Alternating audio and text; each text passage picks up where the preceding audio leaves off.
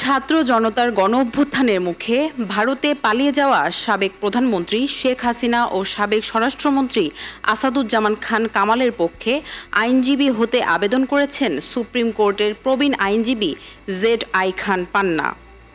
মঙ্গলবার তার পক্ষে আইনজীবী নাজনীন নাহার আন্তর্জাতিক অপরাধ ট্রাইব্যুনাল ১ এ আবেদনটি দাখিল করেন।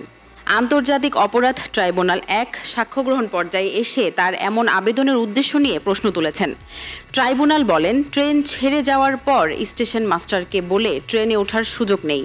আইনজীবী জেড.আই খান পান্নার আবেদনের পর ট্রাইব্যুনাল জানিয়েছেন এই মুহূর্তে কোনো আবেদন গ্রহণ করা সম্ভব নয়। গণঅভ্যুত্থানের সময় সংঘটিত মানবতা বিরোধী অপরাধের মামলায় সাবেক প্রধানমন্ত্রী শেখ হাসিনা ও সাবেক স্বরাষ্ট্রমন্ত্রী আসাদুজ্জামান খান পলাতক রয়েছেন। ট্রাইব্যুনাল ১ তাদের পক্ষে রাষ্ট্র নিযুক্ত আইনজীবী হিসেবে মোহাম্মদ আমির হোসেনকে নিয়োগ দিয়েছেন।